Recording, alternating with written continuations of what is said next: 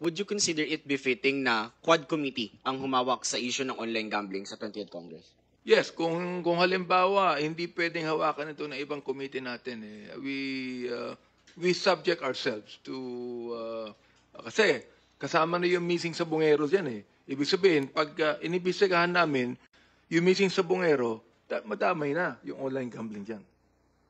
Thank you, Congressman. Last question from my end. Mabibigat po yung mga issue na nakapila ngayon. May missing sa bungeros, may online gambling. So parang after ng Pogo, part 2 ng telenovela ng Quadcom. If ever, sir, your colleagues rally behind you as the lead chairman of the Quad Committee, would you accept the challenge, sir? Yes, of course, I will. Definitely. Sir, why? Considering na it's also the Quadcom that you said from the previous hearings na naglagay sa inyo sa spotlight sa allegations, accusations, sir? Kasi sinimulan na namin Sinimulan na namin ng 19 Congress. Marami na kami napag-usapan dyan. Marami na tinalakay yan, no? At naniniwala akong hindi pa tapos Oo. Pagkat tatlo yung aming pinag-usapan niyo. Pogo, yung drugs, yung EJK. Nakita natin yung missing sa bungeros na yan, that's an EJK problem Oo. Ngayon, nakita natin na nakapag-kumpis ka na naman sa airport ng mga shabu na nanggaling sa abroad. Ibig sabihin, talagang malayo pa ang solusyon sa drugs. Kinakailangan tukuyin pa natin ito. Oo. At gayon din naman sa Pogo. At this point in time, nakita nyo, nabuwag na yung mga malaking Pogo hub sa Pampanga and Tarlac. Ano nangyari? Lumiit naman sila. More than 10,000 pa ang may Pogo hub na maliliit sa buong Pilipinas. At 4,000 lang ang dineport ng mga Chinese. Samantalang nakita natin in the past na more than 300,000 illegal Chinese ang nagpunta rito. Pero 4,000 lang ang ating dineport. Nasaan na yung karamihan?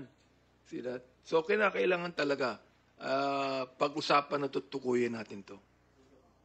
Thank you, Earl. We acknowledge Joy Cantos from Filipino Star ngayon.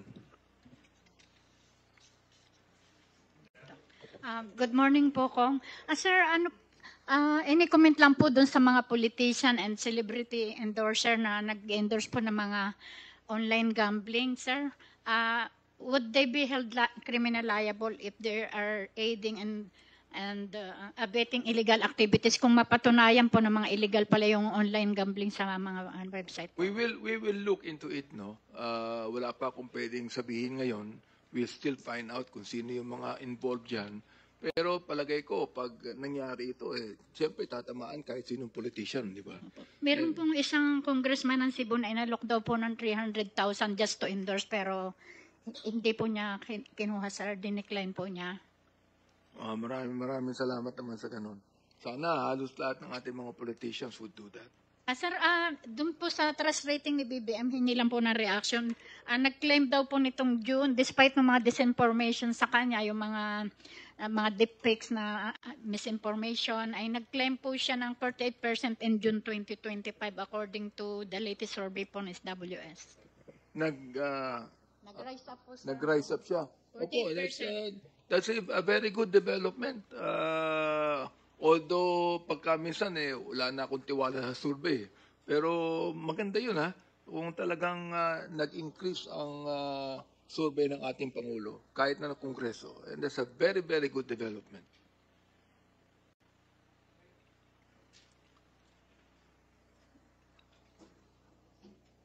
Are you done with your questions, Joy? Okay, thank you, Joy. Tina Pangaliban Perez from GMA7. Please proceed.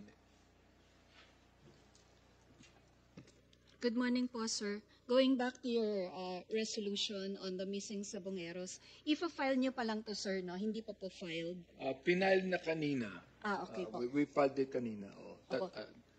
Tatlo to Tatlong finale ko kanina Isang resolution, 2 bill. Opo. Sir, dito po sa missing sabongeros investigation, sino po yung ipapatawag po ninyo? And aside from the bills that you have already filed connected to gambling, may iba pa po ba kayong balak na panukalang batas na ihain based on the Missing Sabongeros congressional inquiry? Kapag na-convene na namin yung Quadcom at alam ko na kung sino yung may iba mga chairman na kasama dito, ay pag-uusapan namin. No? Pag-uusapan namin. Kasi hindi lang naman ako ang magde-decide niyan. And that would also be a consensus decision of the other chairman of the committees na involved sa Quadcom. Pag-uusapan namin lahat yan. Sir, baka lang may comment kayo na dun sa operations ng PCG sa Taal Lake, human bones were found. Yeah, yun sa Philippine Coast Guard sa Taal. Oo. Nakakaano nga eh. Sabi ko nga kanina, this is a modern horror story. No? Na for the very first time sa ating pagtalakay ng mga krimen na ganito, eh meron palang nangyayaring ganyan. Oo. Eh dapat lamang na talagang isulong natin ang investigation tungkol dito. And I believe that Congress ought to be a part of it. Particularly yung oversight committees natin, no? Na dapat talagang tuldukan to. Sapagkat thing is, kinakailangan pakialaman na eh. Pakialaman na eh. Thank you, Tina. Bibian Gulia from ABS-CBN is next. Good morning, Kong Abante. Opo, may I get your comment dito sa utos po ng Korte Suprema sa House of Representatives? Sinabi po na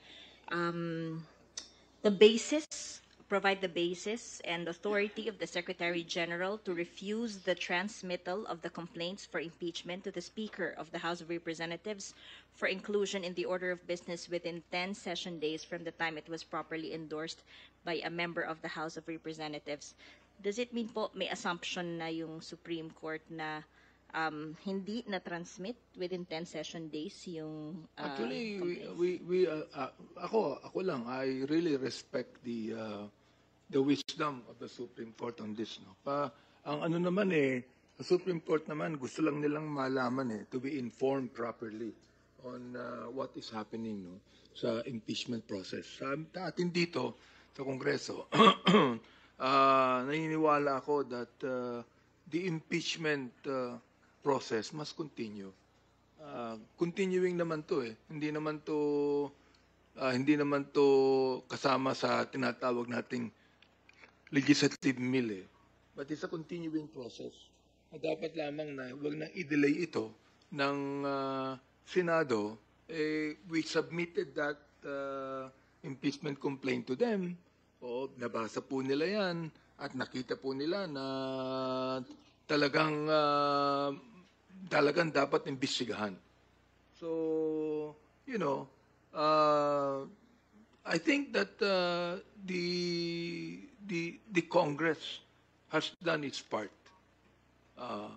constitutionally speaking. Base po sa mga hinihingi impormasyon ng Korte, parang gusto rin po silipin kung nagkaroon ng sapat na panahon yung mga congressman na pag-aralan yung mga charges doon sa articles of impeachment bago po nila ito pinirmahan. I believe so. Nagkaroon po, tinatanong po kung kailan daw po natanggap yung copy ng draft articles at kung nagkaroon nga po ng sapat na panahon, nagkaroon po ba, sir? Sa akin sarili, ako nagkaroon ng pagkakataon eh. Nagkaroon ng pagkakataon. Hindi naman ako pipirma kagad na hindi ko alam pinipirmahan ko eh. See that? So, alam din natin ang nangyari dyan. Thank you, sir. Thank you, Bibian. Kat Forbes from Radyo Pilipinas. Go ahead.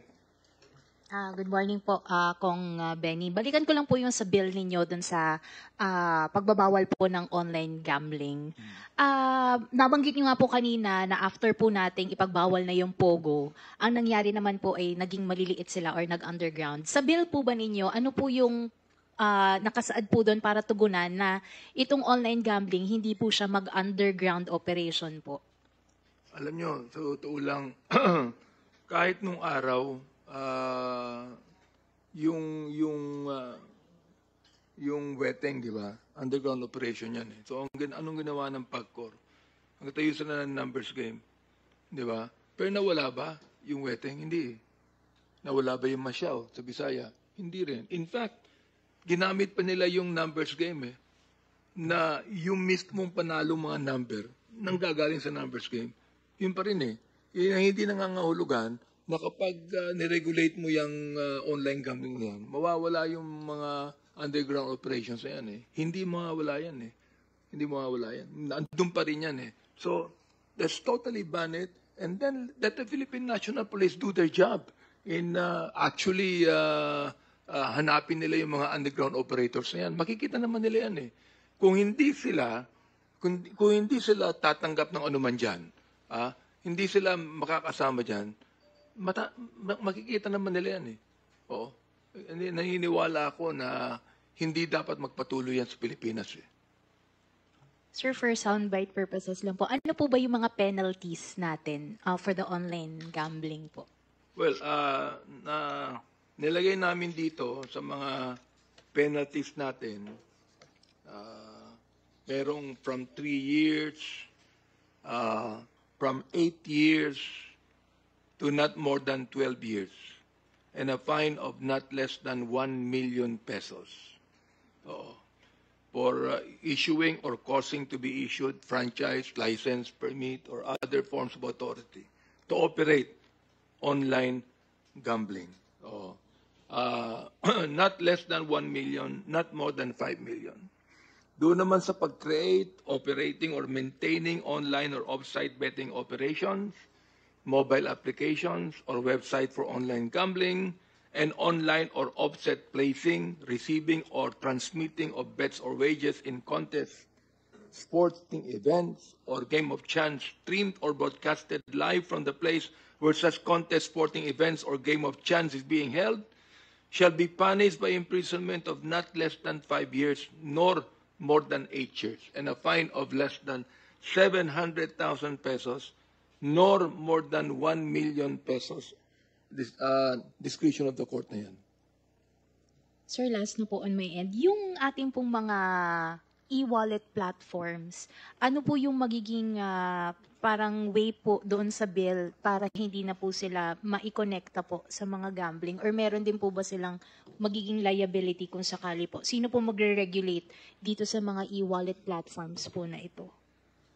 So ito lang, to tell you very frankly, ako, kasi hindi ako nang susugal, kaya hindi ko alam ang ibig sabihin ng mga ganun. Pero palagay ko, nabanggit na namin yan dito sa bill na ipapile namin, yung mga e-wallet platforms na yan, whatever it is, meron din sila mga penalties dyan. Thank you, Kat. Next questions will come from Marian Enriquez of TV5. Good morning, sir. Sir, may renewed push po for charter change. Si Congressman Pido Garbin kanina naghain po nung resolution of both houses number 1. And doon nga po, aside doon sa last year na ipinasa na po dito sa House, yung 3 restrictive economic provisions, gusto rin po niya sana i-amend yung sa Article 1, yung sa national territory para ma-include na nga rin po doon yung EEZ natin and yung continental shelf para mas ma-reinforce daw yung country's arbitral victory po sa West Philippine Sea. First, your thoughts on this? Do you support this pong bagong resolution both houses para sa Chacha? In fact, kung pwede ko maging principal author pa ako dyan. Because I've always supported charter change, Ever since I was a councilor of Manila in 1992, si President Ramos pa ang presidente. At siya rin ang nag-promote ng charter change na yan. Sinuportahan ko na yan. Talagang dapat magkaroon tayo ng charter change. Oo. At dapat sa akin, simulan na ngayon yan Simulan na ngayon yan We should not actually delay it. Naniniwala ako dyan. Sir, yun na nga po last year pumasa sa atin dito sa House pero sa Senado hindi naman po lumusot. So ano po kayo ka-optimistic na this time around papasa po siya? Well, I do not know kung anong iniisip ng Senado niyan, unless otherwise, politically speaking, baka iniisip nila na mawawala ang Senado. Sa akin, pag yung charter change na yan, nais natin na ako, personally, I want even the senators to run regionally. Ibig sabihin, katulad sa Amerika, mayroong senador from Texas, mayroong senador from New York, no? It's not anymore a national thing sa mga senador natin. Gawin nating regional yan para mayroon silang tinatawag na constituency. So, sir,